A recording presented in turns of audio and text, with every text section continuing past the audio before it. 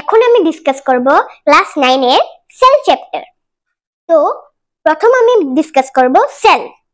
Sell হচ্ছে এমন আমাদের ঘর আছে, মনুমেন্টস আছে, বিল্ডিংস আছে, টাওয়ার্স আছে, এগুলো কি দিয়ে তৈরি? ব্রিক্স দিয়ে তৈরি। সেভাবে আমাদের বডি একটা বেসিক ইউনিট হয়েছে সেল। তো যেমন বিল্ডিংস এর একটা বেসিক ইউনিট হয়েছে ব্রিক্স, সেভাবে আমাদের বডির বেসিক ইউনিট হয়েছে cell. Any living beings, living organisms এর বেসিক ইউনিট হয়েছে সেল। তো এখন আমি সেল ডিসকাস করলাম, তারপর আমি ডিসকাস করব ডিসকভারি অফ সেল। তো in the year 1665 Robert hooks observed a thin slice of cork. Cork means bark of a tree. তো এটা মানে হচ্ছে in the year 1665 Robert Hooke নামের একজন সায়েন্টিস্ট উনার নিজের তৈরি মাইক্রোস্কোপ দিয়ে একটা গাছের বাকলকে দেখলেন। There were empty compartments.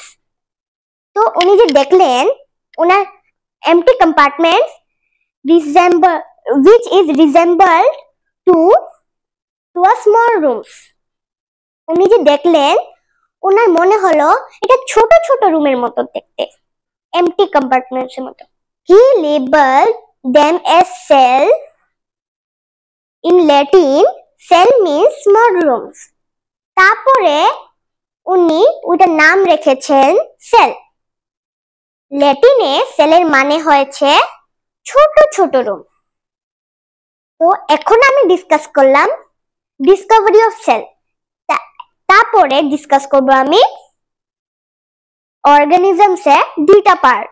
একটা পার্ট হয়েছে একটা টাইপ হয়েছে ইউনিসেলুলার আর আরেকটা টাইপ হয়েছে মাল্টিসেলুলার। ইউনিসেলুলার মানে হয়েছে একটা সেল দিয়ে সেলের যা যা কাজ আছে সব করে, আর মাল্টিসেলুলার মানে হয়েছে সবগুলি সেল মিলিয়ে একটা গ্রুপ বানিয়ে এক একটা গ্রুপ এক একটা কাজ করে।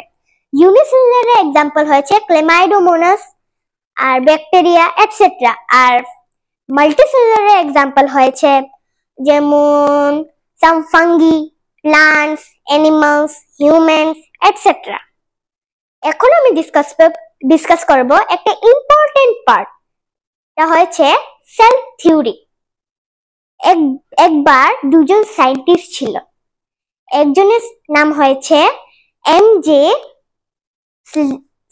স্লেডেন আর আরেকজনের নাম হয়েছে Theodor Schwann.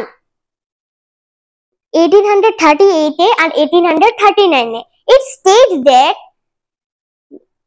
all plants and animals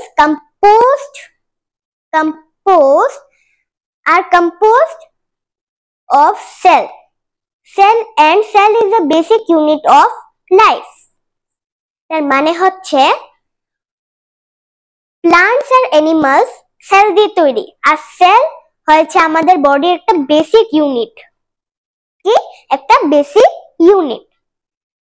তারপরে কিছু বছর পর আর ভার্চু নামের একজন সায়েন্টিস্ট এসে একটা লাইন অ্যাড করলো, তা হয়েছে all cells arises from pre-existing cells.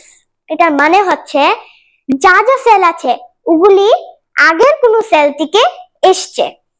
এখন আমি বলবো শেপ অফ সেল। সেলের কিন্তু একটা শেপ হয় না, অনেকগুলি শেপ হয়। এর মধ্যে কয়েকটা আমি বলছি, যেমন কলামনার এক্সাম্পল এপিথেলিয়াল সেল, এটা দেখতে লম্বা লম্বা স্টিকের মতো।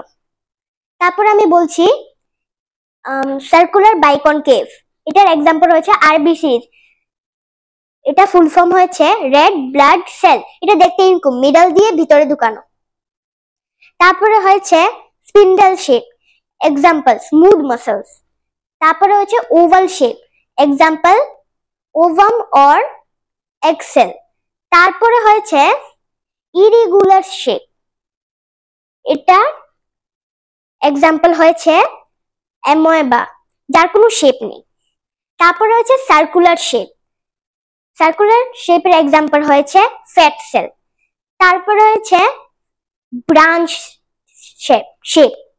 এক্সাম্পল হয়েছে নার্ভ সেল, যেমন আমরা টাচ করলে ফিল করি, ওইটা নার্ভ সেলের মধ্যে দিয়ে আমরা ফিল করি। তারপরে হয়েছে স্পাইরাল শেপ, এর এক্সাম্পল হয়েছে স্পাইরালিয়াম ব্যাকটেরিয়া। তারপরে হয়েছে